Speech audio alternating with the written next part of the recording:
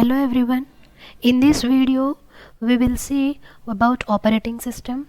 So first let us see the introduction of operating system. What does an operating system means? What are the types of operating system? Later. So first let us start with an operating system. Here an operating system is a program that manages computer hardware. It also provides basis for application programs and acts as an intermediary between computer user and computer hardware. So here the operating systems like Windows, Linux, Ubuntu, these are the operating systems OS which we use in our desktops, laptop, PC.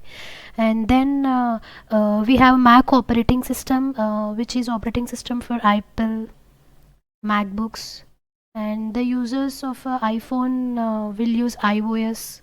And coming to our mobile phones, we use Android. So these are all the operating systems we use. So coming to this definition, as I told you, it is acting as an intermediary between the computer user and the computer hardware. So let us see this definition along with this diagram. In this diagram you can see the lowest level is of computer hardware and the topmost level is of users. So here the lowest level is a computer hardware, which we have computer hardware which consists of resources like CPU, memory and IO devices. Coming to the top of the level of computer hardware is operating system. We'll discuss next. And after operating system, on the top of the operating system there is system and application programs. So here, before discussing of system and application programs, here in this we have two kinds of softwares. One is system software and the other one is application software. So coming to the system software, it will always runs in the background. It will always give commands to the computer hardware, like if you consider your mobile phones, you'll get updates related to your OS. So whatever the updates, or you can call it as modifications in your mobiles or laptops, etc. Coming to this application software, it is defined by the end users, and applications like MS Office, VLC, browser, all these are applications which will be installed on the computer, and the system software will make all these applications to work together. Now these application programs or softwares that are used to perform specific tasks that are directly used by the users. Here are some examples like compiler, assembler, you can see text editor, etc., and many more examples related to these application softwares. These application softwares will be used by the users who are on the top layer. These are the users who will try to use these softwares in order to perform some specific task. Okay, let us consider if there is no operating system in between this user and the hardware. So we should write code to particular code we should write for each and every hardware which the user want to use. The code for particular hardware as well as the code of what operation you want to do with that hardware. So you need to write everything manually if there is no operating system. So for example, let me take a real-time example like fan. If you on the switch, call the switch as an interface. If you on that particular switch by using that interface, you can easily on the fan. Consider fan as a hardware. But if there is no interface, you need to on the fan by just connecting the pair of wires which are behind the switch. But it may not be possible for everybody, maybe for experts. So all the time you are just connecting the pair of wires which are behind the switch will be complicated for everyone. So that's the reason you are going to use an interface which makes the user easy to on the fan, the so-called hardware. Consider. So here, if there is an existence of operating system, it will be easy for the user to access the hardware, and the OS will manage everything including background task, whatever you want to perform, and the user just make a request and he can use the devices in the presence of operating system. So for each and every small and minute task you perform, you need to use operating system. If there is no operating system, the user should explicitly try to write the code for whatever the computer hardware you want to do, you want to use, you want to communicate, you should write explicitly the code in order to use that particular hardware. So writing of a source code for each and everything may leads to a problem, and you cannot, as a user we cannot write experts code, so it will lead to some problems, like not exact output we may not get. So here we see that it is very difficult task to do this if there is no operating system. So you need to write manually each and every code to tell the computer what to perform. In this situation, the common people may not use a computer because it is typical even to perform the simple task. So to overcome this problem, we will use operating system. This operating system will reside between the computer hardware and users. So it is intermediary that acts between the computer hardware and users. So with the help of operating system presence, let us take some example like MS Word. So here the user just double click on that particular MS Word, then the rest of the things like will be done by the operating system, like it makes the screen ready for typing by opening it. So as the screen is ready for typing and the user will start typing, then the operating system will tell the hardware what to do, so that whatever the user had typed will be displayed on the screen. After typing, again the user want to save the document, which will also be taken care by the operating system of where to save, how to save, and how much memory to allocate for that particular document. So all these minute things will be done by the operating system, which makes the user easy. So this is a general introduction of operating system.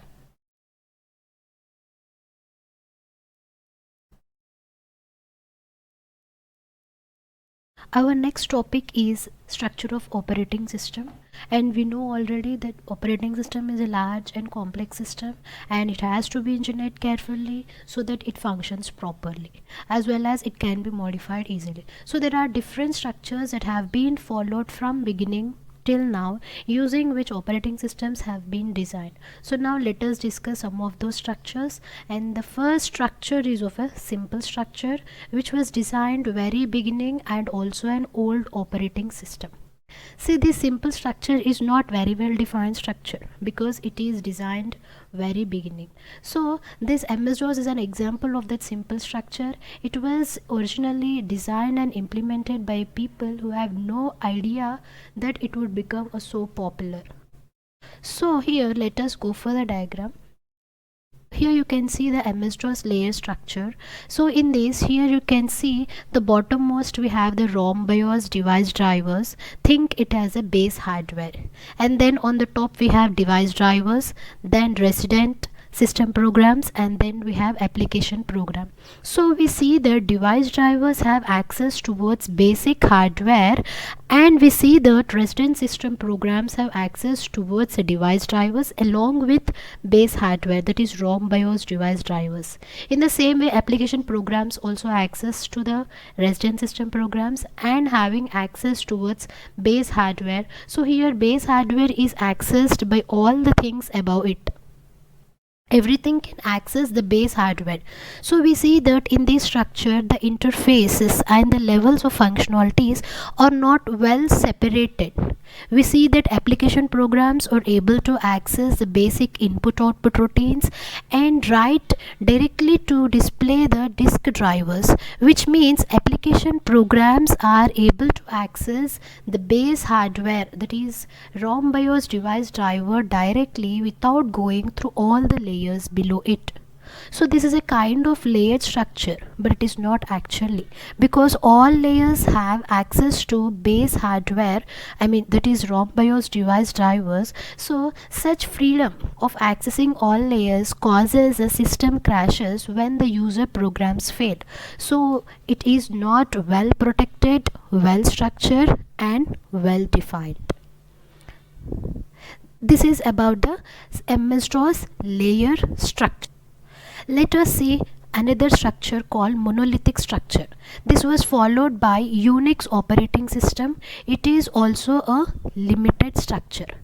Here you can see the diagram, which we have a kernel and system programs. On the top we have users. Okay, below Below of the users, we can see shells, commands, compilers, interpreters, etc. And below this we have system call interface to kernel, which means system call is acts as an interface to kernel, and the last bottom part is a hardware, and the above hardware there is a kernel. See, in this kernel part, here you can see kernel part. In this kernel part we have all functionalities like signal, terminal handling, character, IO system, terminal device, file system, etc. All these functionalities have been packed in one level called kernel. So all these functionalities were packed in one level. That means this one level need to handle too many functions as these are packed into one level. So these makes implementation and maintenance very difficult, so we need to modify the entire kernel as it is difficult, which is a disadvantage of monolithic structure. There is another structure of operating system called layer structured. Following some layered approach, we will see how it is different from this one.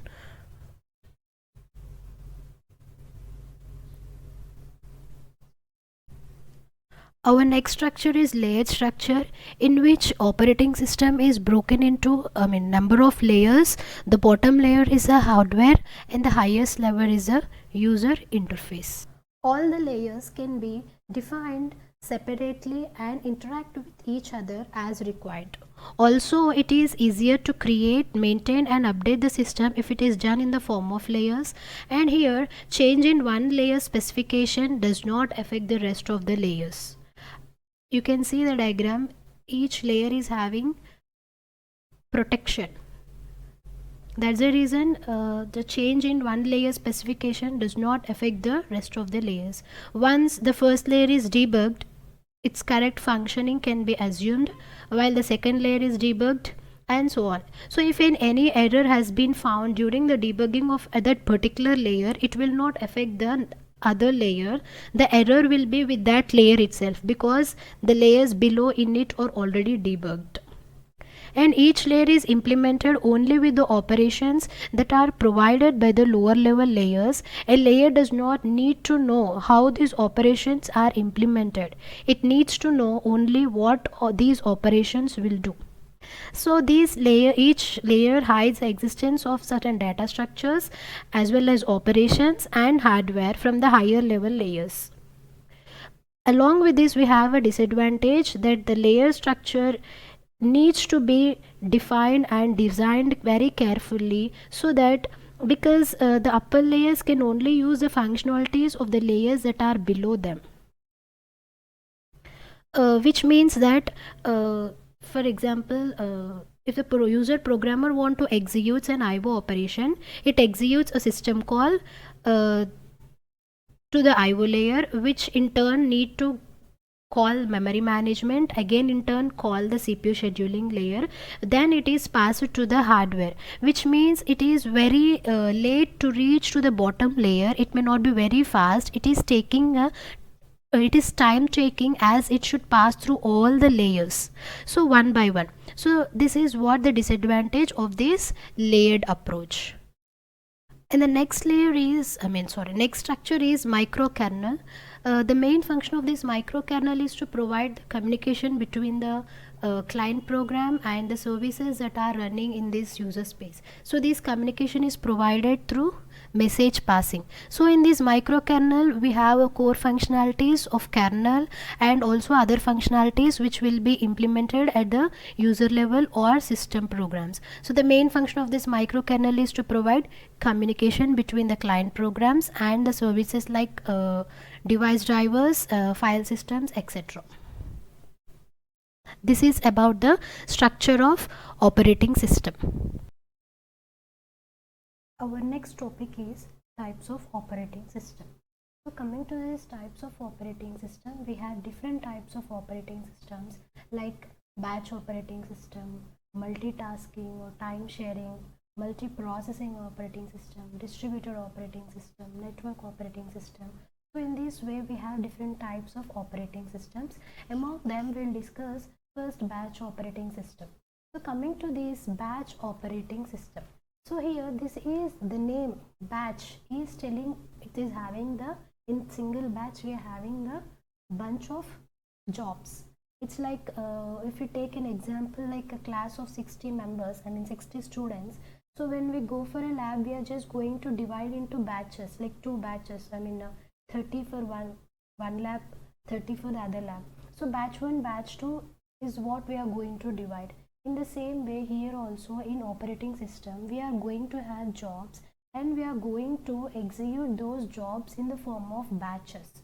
So first, job. What do you mean by job? Means it is nothing but a combination of program, input data as well as control instructions. So here we are going to execute jobs. Okay. So when we are going to execute the jobs into batches, we divide particular jobs into group of batches and then we start executing the batches. So each batch will be executed at a time. Only one batch will be executed at a time. After completion of one batch execution, then the next batch will start its execution. Okay, but in single batch you will be having some n number of jobs. Okay, so here this batch operating system is a non-interactive. Why? Because the user cannot interact with the operating system. If you want to perform a job or what task, whatever it may be, the user must prepare the job in the form of punch cards. Punch cards means it's like you need to punch on the card.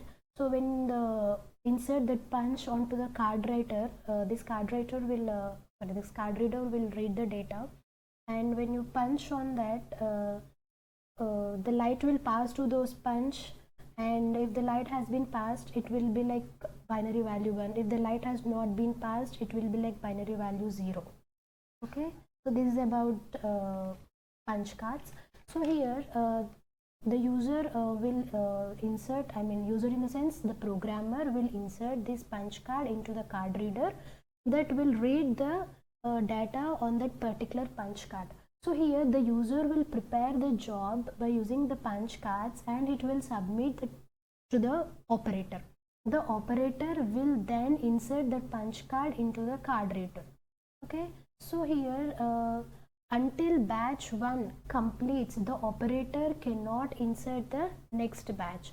So each punch card can have only one batch. So in that particular batch we are having number of jobs. So after completion of one job, I mean completion of one batch, the other batch will be executed, because only one batch can be inserted into the card reader. After completion of one batch, after unloading that particular batch, then the next batch will be inserted. So here the similar kinds of jobs will be grouped into one batch, so that batches will form depending upon the job nature. Each batch is having some multiple jobs, so those jobs will have some similar nature. Similar nature jobs will be grouped into one batch. Now the operator will execute those batch one by one. Along with this, we are also having some disadvantages in this batch operating system, that is interaction. So as there is lack of interaction between the user and the job, because the user used to whatever the job prepared by the user will submit or will give that particular job to the operator. The operator will execute that particular job by inserting into the card reader. The user cannot directly interact with the system. This is a disadvantage. Not only that, here the CPU will be idle for the long time, because loading of punch cards to the system, after executing the punch card should be unloaded, because the output will also be in the form of punch cards. So this loading and unloading of punch cards is a time taking process. As the output also is a punch card, unloading punch card to output is time taking. So in this period of unloading the punch cards, the CPU will be idle. So the CPU utilization is very low as batches are inserted one by one. This is about batch operating system. Next type of operating system is multi-programming operating system. In this, as a name itself suggesting as multi-program, means multiple processes will be there in the main memory. Okay, so in this multi-programming, the CPU will handle different programs in its memory at a time. So consider, for example, we have three processes P1, P2, P3 in main memory, and we have one CPU. So at certain time the CPU has allocated to process P1. Now the process P1 is executing, but while executing, P1 is in requirement of some IO operation. So what P1 will do is it will move to that particular IO operation by leaving the CPU, and now the CPU will be allocated to the next process. Consider it may be of P2. Why P2 means it is already ready to execute. So the processes which are ready to execute will be allocated to CPU. But this is not possible in batch process, because in batch process the CPU will execute batch wise. After unloading all the batches, then only the other batch will be loaded. Okay, so coming to this multiprogramming, it is an extension of batch operating system. In multiprogramming, as I told you, it is CPU is going to handle different programs in its main memory, and here the processor, whatever we call CPU, will switch from one job to another job as jobs have completed or it has been terminated. The CPU is moving to the next job. Okay, so the CPU time will not be wasted, as the CPU is always busy in multi-programming operating system. CPU utilization is increased. In this, here we cannot remove forcibly the processes from the CPU until it is terminated by itself. But there is also a drawback in this multiprogramming operating system, that if the CPU is holding the process which is taking too long time to execute, consider it may be a 1 hour. If suppose process P1 is taking 1 hour to execute, the other processes have to wait till the process P1 completes its execution or till it leave by itself the CPU. But we cannot remove that particular process forcibly. Even though the process, consider P2 is taking 15 seconds of time to execute, it need to wait till the process P1 had complete its execution. So this is a major drawback of multiprogramming operating system. Next type of operating system is time shared operating system. This time sharing is also called as multitasking operating system, and this multitasking or time sharing is an extension of multi-programming operating system. Why? Because in multi-programming we have a drawback, that the CPU will execute the process, but if the process is too time taking, then this other process who is ready in ready queue also wait till the CPU is allocated to that particular process, because already it is busy with some other process, call it is P1. So if P1 is with the CPU till the P1 terminates by itself, the CPU cannot be allocated to other process. So if the P1 is taking 1 hour of time, P2 should wait 1 hour of time. So in order to avoid the drawback, we are using this time shade. In this time shade, what happens is, if you're having multiple processes, you are going to execute all the processes by the CPU, but not the time taken by the process. The time is given by the processor. So this is nothing but it is a method of allocating processor time. Suppose the processor time is 20 seconds. So if you are having 4 processes, the processor will allocate 5 seconds to each process. So P1 will be given 5 seconds, P2 with 5 seconds, P3 with 5, and P4 is also with 5 seconds. So total 20 seconds of time has been completed, but within 5 seconds of time, if process P1 completes its execution, it is 100% successfully completed its execution. But if it is not completed its execution, the CPU is not going to wait with the CPU is not going to execute the P1. It is going to leave the P1 and it will be moved to the other process P2, because the allocated time is just 5 seconds. So the 5 seconds have been completed. That's the reason it is moved to the next process. So in this time sharing, the time is shared among all the processes. We call that as a time slices. I mean, the time is divided into a time slices.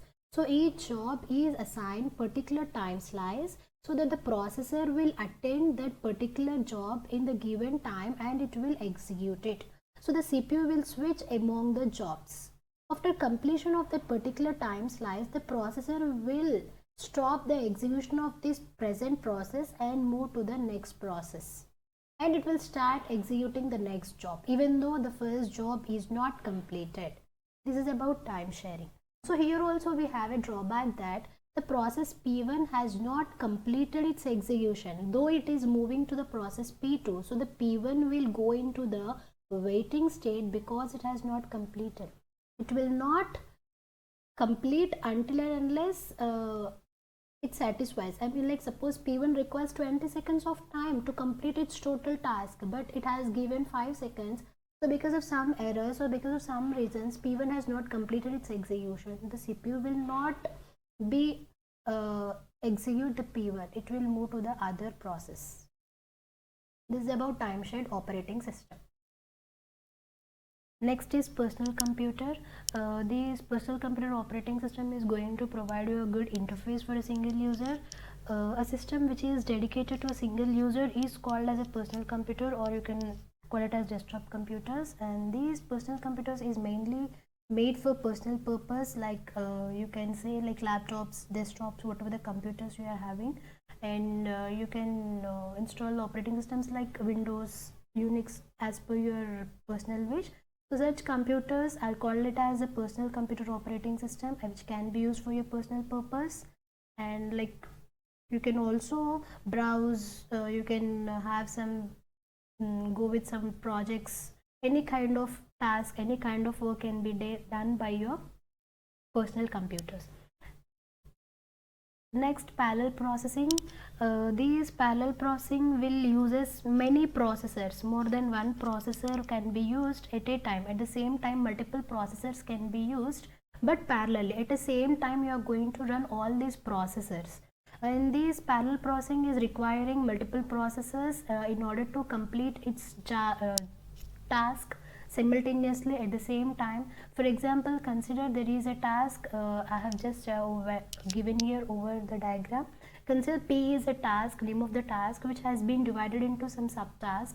So if I execute that particular main task, it may take 5 minutes of time, and I just divided that particular job into multiple jobs, or call multiple tasks, and assign each task to the each processor. So as I assign to each processor, I'm having 5 multiple jobs. So I have assigned 5 multiple jobs to 5 processors. Each processor is running parallelly along with the tasks that have been assigned. So P1 is taking is run by processor 1, P2 is run by processor 2, P5 is run by processor 5. But each processor is taking 1 minute of time to run the process. Okay, so here, as it is taking 1 minute of time by each process, but all the processors are running at a time, so all the processors will complete the job within 1 minute of time. So this parallel processing will complete the job in a shortest possible time. This is about parallel processing. Distributed operating system. These distributed systems are multiprocessor systems in which here the main task will be divided into subtasks, and those subtasks will be assigned to the different processors. So these processors will work on the particular subtask which has been distributed among those.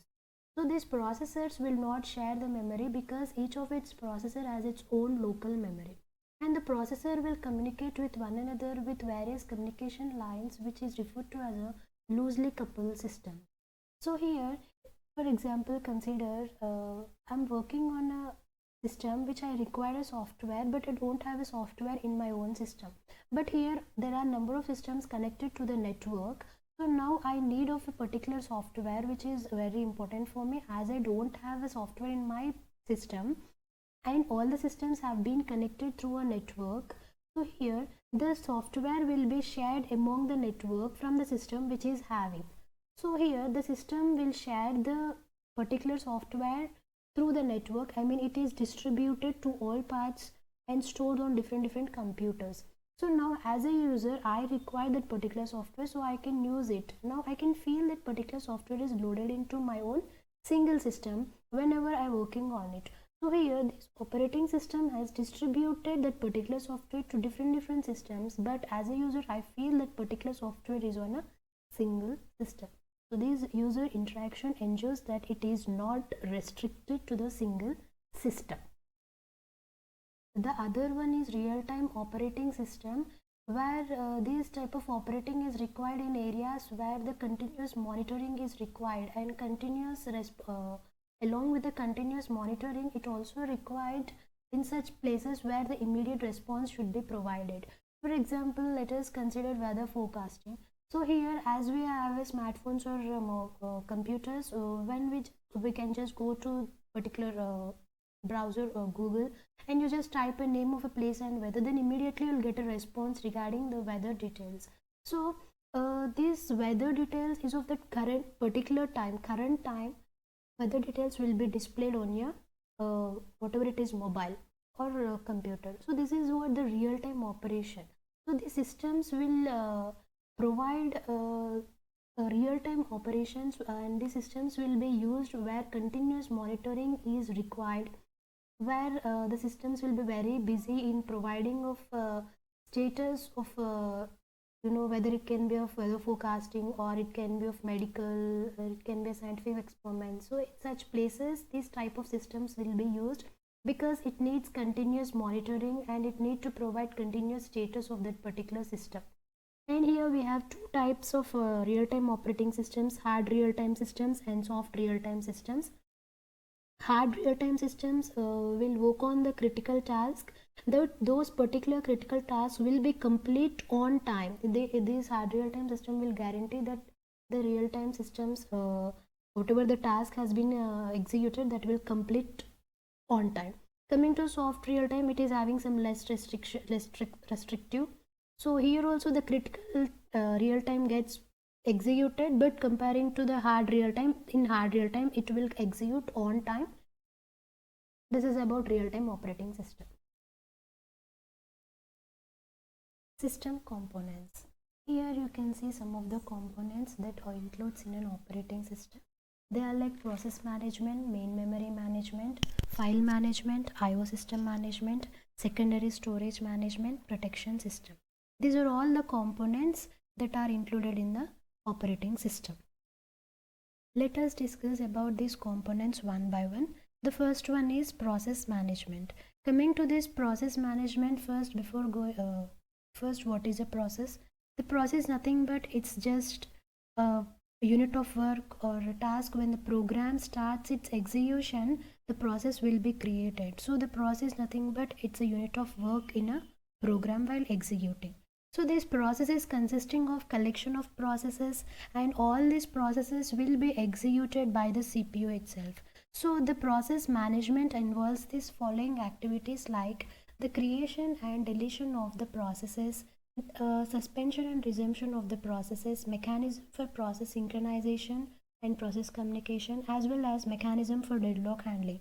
Coming to this creation means creation and deletion of the processes. As I told you, the process will be created when the program starts its execution. So the program completes its execution, the process will be terminated. So it is the user can easily create a process with the help of operating system, as well as if the user want to delete the process, it can also delete the process with the help of operating system. If there is no operating system, it may not be possible. So when you are creating the process, after the process has been created, when you start executing the process, for some reason the process may be stopped in the middle of execution, maybe because of error, or maybe the time has been exceeded. So when that the process has been stopped executing, that is nothing but suspension of that particular process and moving to the some other process. So the CPU will stop that particular process over there, and it will move to the next process. So when the CPU want to come back to execute the previous process, it will start from where it has been stopped. That is nothing but resumption of the process. And not only that, it will provide the mechanism for synchronization and process communication. This will be done within the system or with different systems by using message passing, as well as a shared memory mechanisms. And the next one is mechanism for deadlock handling. The next one is a memory management. Here in this memory management, as we all know, memory is used for the purpose of storage area. So here large amount of data will be stored in the memory in the form of words or bytes, and each of it is having its own addresses.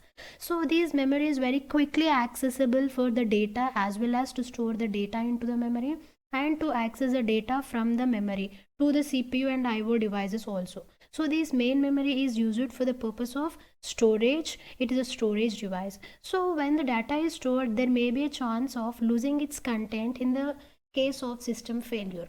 So as a system failures, there may be a chance of to lose the content. So here also the operating system need to manage the main memory by just providing some of the activities. Over here you can see the main memory is always need to keep track of which part of memory is being used and by whom. This is the information should be always need to know about the main memory.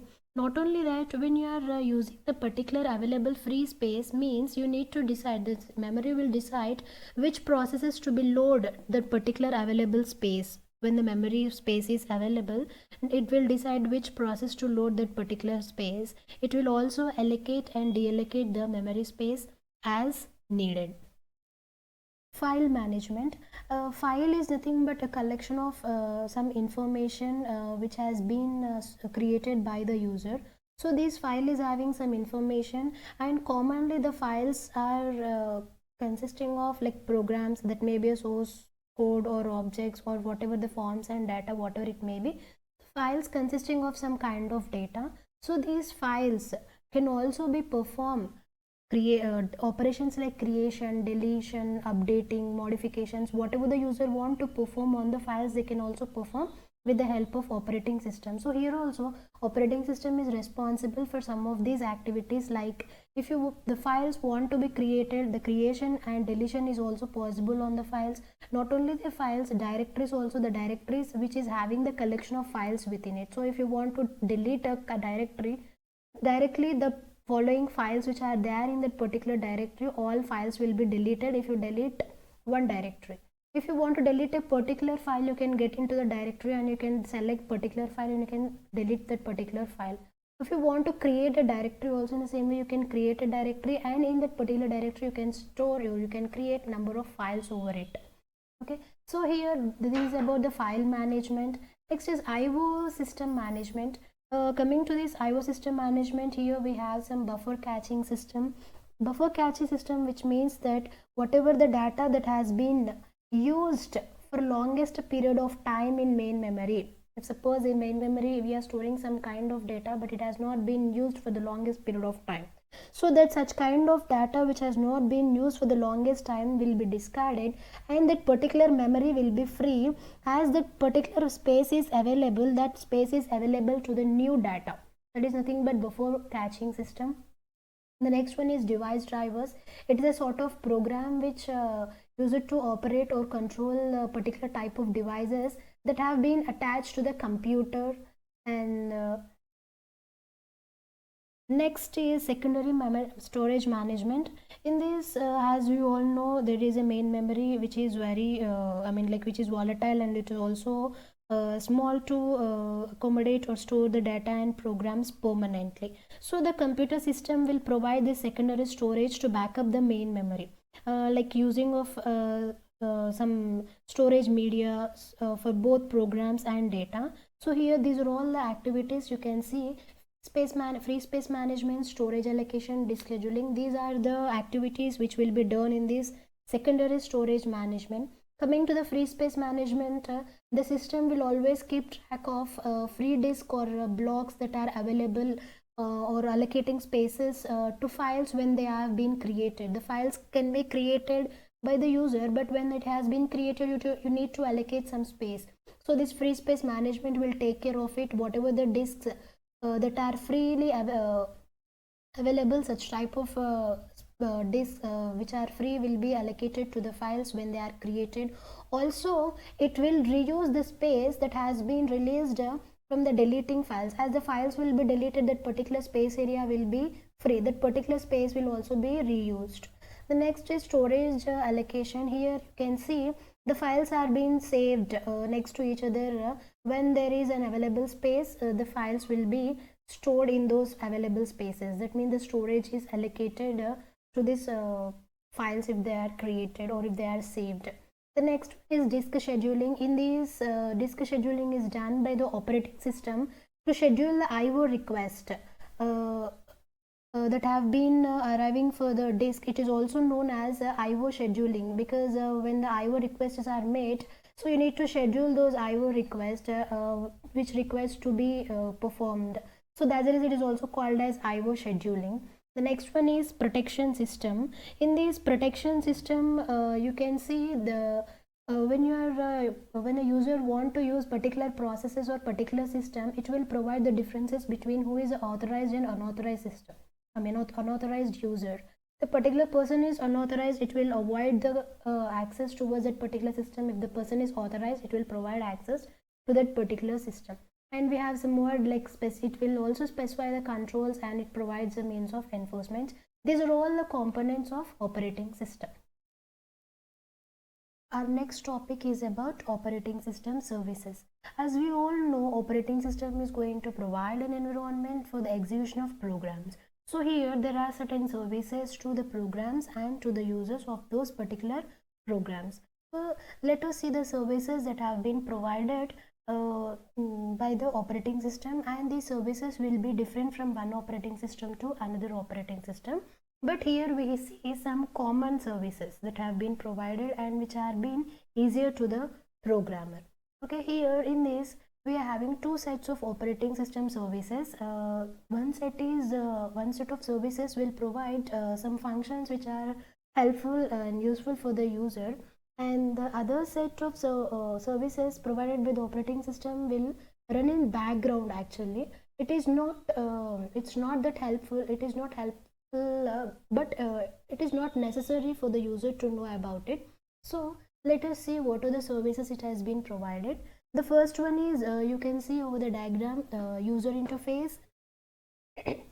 In this user interface you can see the GUI batch command line.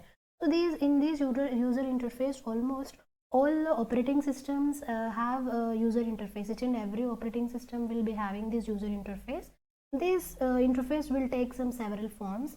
And then command line interface, here we are going to use some text commands in order to perform any of the action, and a method you are going to use to enter is commands. And the one is a batch interface. In these also you can use commands as well as some directives in order to control those commands, to enter the files as well as to execute the files. Only the commands are being used to perform some actions. And then most commonly is a GUI, graphical user interface, which is used. Okay, and next in system calls, and you can see in services, program execution, IO operations, file systems, communication, resource allocation, accounting, error detection, protection and security. These are all under services section.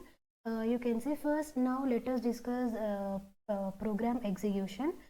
In this program execution, you can see the executing of a program. So the program will be executed. In order to run a program, first the program should be loaded into the memory, then the program can run. So in order to execute the program should be stored, and then it should be run. The program should be end its execution, whether it can be successful execution or whether it cannot be successful, like partial execution with some errors. But the program execution is important. So here this program execution will tell that the program should be loaded into the memory in order to run a program, whether it can be a successful execution or whether it may be a partial execution. IO operations, coming to the IO operations, while executing a program, the particular program can also require some IO devices in order to get the output. Okay, so here these IO operations include that when you want to run a program that which require IO, these IO operations will be included. In order to some specific devices require some specific functions. Okay, for this purpose, if the program will run related to the IO operations that it is requesting or that it is required to get the output. So here the IO devices that have been connected cannot be directly controlled by the user because of their efficiency as well as the protection. File system manipulation. In these, the program will should read, can also write the files as well as directories in this file system manipulation. Whatever the operation user want to perform, like creating or deleting or searching or modification or update, or it want to display the list of files, you can perform in this file system manipulation, but with the help of some permissions, whether to allow to perform such type of functions like creating, deleting, modifications will be allowed just for the ownership itself. If the particular operating system want to include the permissions, it will allow, or else it will just deny the access towards that particular files as well as directories. So here the operating system will provide number of file systems depending upon the personal choice. Other one is communication.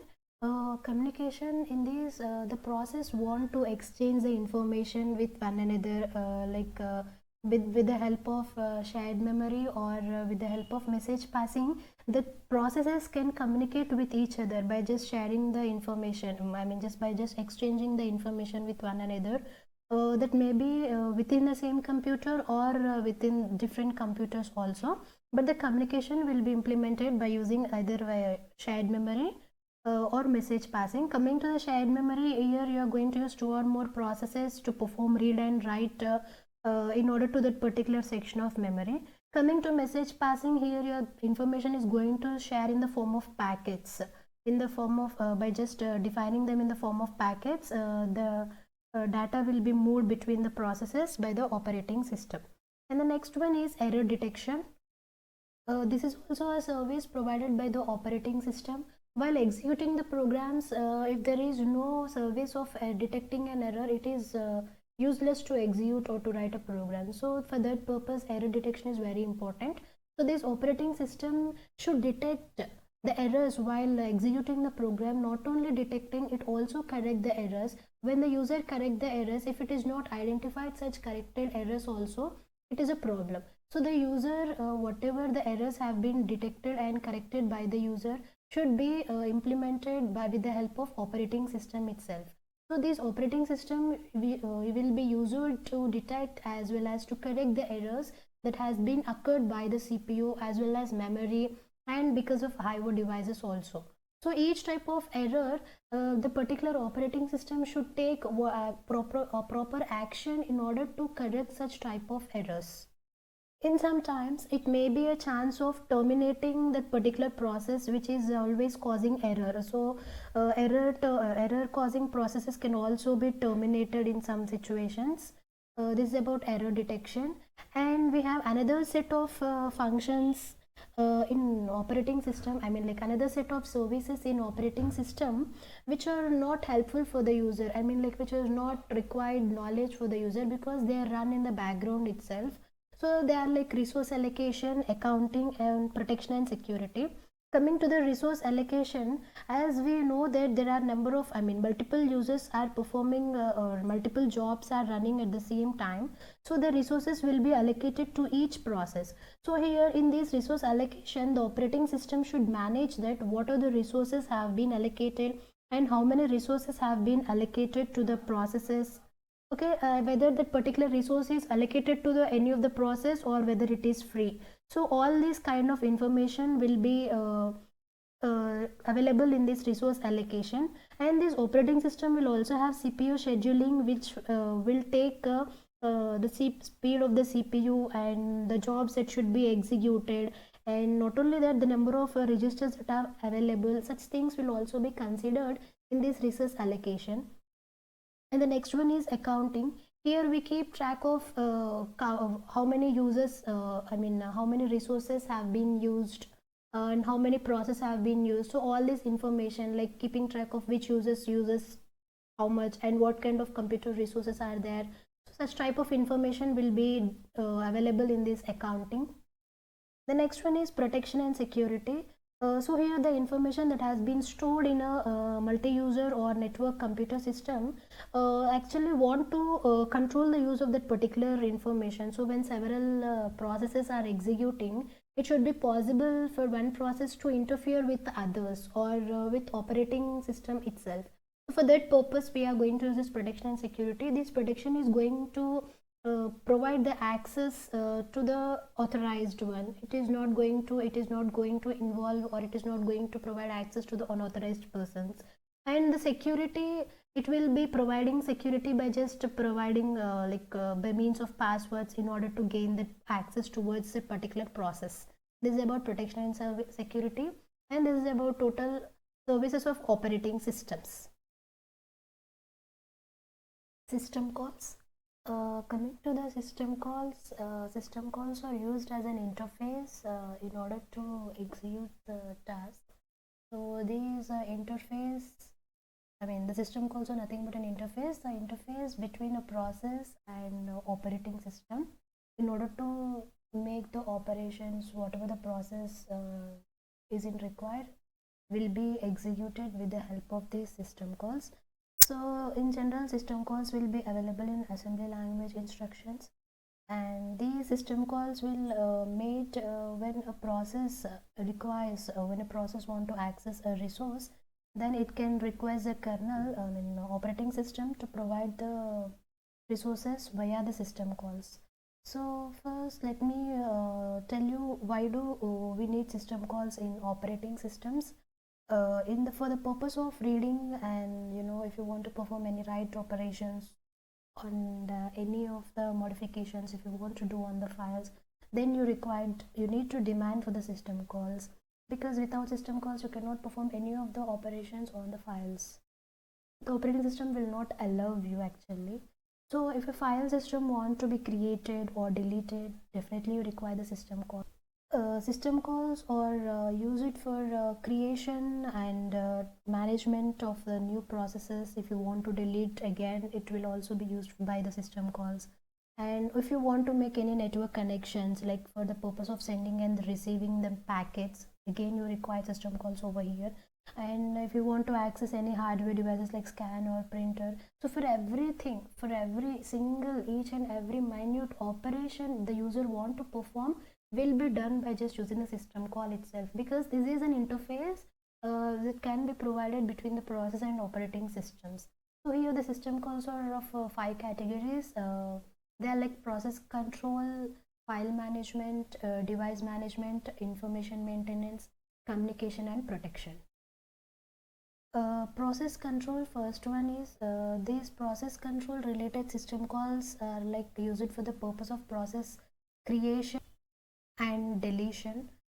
So these are the system calls like end, abort, load, execute, create process and terminate process, get process attributes, set process attributes, wait for time, wait event, signal event, allocate, and free memory. These are the system calls related to the process control. So when you're running a program, whatever the program execution you are doing, if you want to run a program, when you can execute a program, so the program execution can be successful, with the proper output. It cannot be a successful because it may also generate any kind of errors. So the program execution, whether it is normally or abnormally, depending upon the system calls, you can tell. It's like end system call is implemented when the program has been executed successfully. If the program has not executed successfully, it means it is having any kind of errors, then this abort is a system call will be implemented. And the next one is load execute. So this load execute is nothing but these are the system calls. If you want to execute a program, first you should load your program into the memory. So in order to load the program into the memory, you are going to use a load system call. Into execute, this is a system call we call up. And to create a process, when program is starting its execution, the process will be created. But if the process want to create more processes within itself, then this create process will be implemented by the process. This system call create process will create a new process, and after completion of the task of that particular process, you need to terminate, because maybe the task has been completed or that particular process is no more used, because or it can be generated any kind of disturbances. You can also terminate the process. The next one is get process attributes and set process attributes. Here you are going to consider the attributes of the processes. So such kind of attributes are like priority of the process. When you're going to execute the process, what are the attributes you consider, what are the properties you consider whether the process having highest priority or lowest priority. Is that the situation you're going to consider, or what is the execution time it is taken by the process? So these are the attributes to be known for the process. So after setting those set attributes, you need to start executing those process depending upon those attributes. The next one is wait for time. Coming to wait for time, as we created a new jobs or a new processes, so we need to wait for them to finish. Like parent process has been created, the child process, so till the child completes its execution, the parent process should wait. So here the parent is waiting till the child process have been completed, which have been created by the parent. So that waiting for certain amount of time is nothing but a wait time system call. And more probably we should also wait for the event to occur. For example, I call it as consider there are some events while executing the program. Consider there are some errors occurred. So as you occurred multiple errors, you go on rectifying each and every error one by one. So when you're rectifying or identifying one error, the other errors will be waiting, because when you complete one error, you can move to the other error. In the same way, it is events also. When the events occur, it should send a signal to the system or to the user that there is an event. So this signal event is a system call, will let you know the user whether that there is a event has been occurred. So when there are multiple events, while executing those multiple events, obviously when you are executing one event, the next event which is ready also will be in a waiting state, because as you are busy with some other event. Next is allocate and free memory. If you want to allocate the memory for the new process, this is a system called allocate, and if you want to delete a process, that particular space will be free. That is nothing but a free memory system call. Next one is file management, and these file management system calls are responsible for file manipulation, like creating a file, reading a file, and writing whatever it may be. So the system calls are like create file, delete file, open, close, read, write, repositions, and get file attributes, set file attributes. Here also same thing. Create file is used to create particular file. Whenever a system want to create a file, this is a create is a system call you can use, and delete is a system call in order to delete that particular file. So either the system call requires the name of the file in order to set the attributes and get the attributes, like which file you want to execute first, same how much data that particular file is having. So these are the attributes to be considered. By using these get file attributes, you are going to execute. By using the set file by using the get file attributes, you are going to allocate, and by using set file attributes, you are going to execute.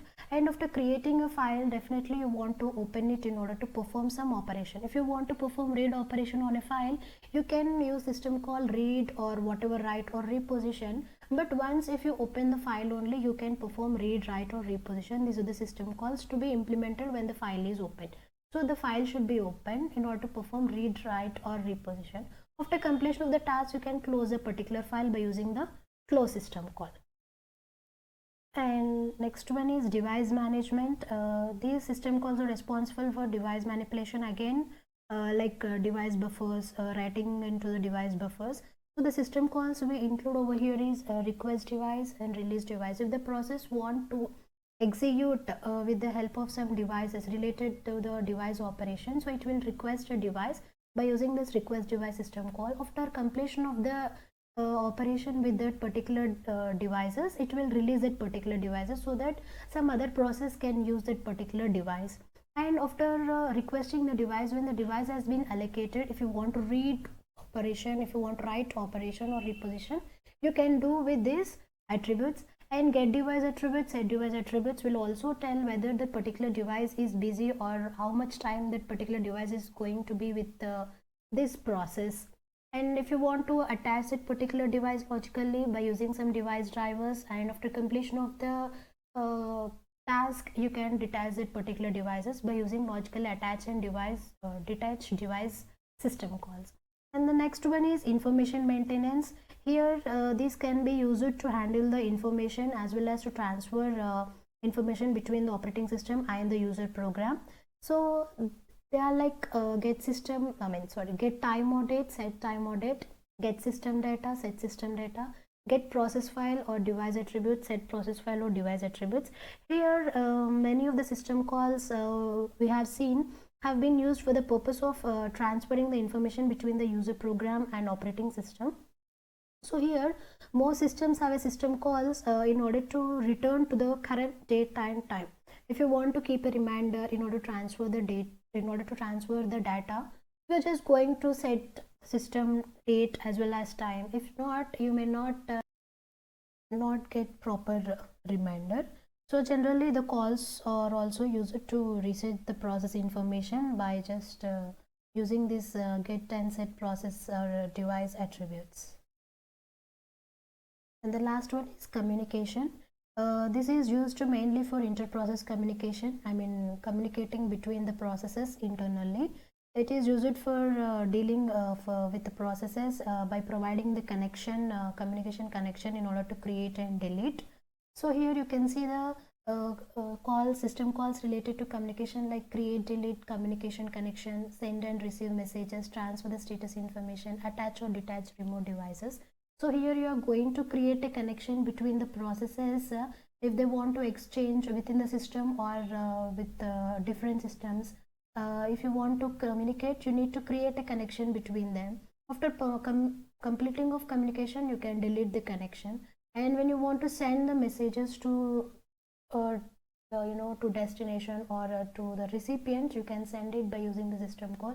And if the process want to receive the message, can be received by using this particular system call. And transfer status information is it will tell the status of that particular information which has been transferred, whether it is received by the recipient or whether it has been missed somewhere in the middle, whatever happened to that particular information. That is transfer status information. And attach or detach to the remote devices. So if you are in one place and you want to attach to the devices which is not nearby you, you can also attach by establishing the connection through network.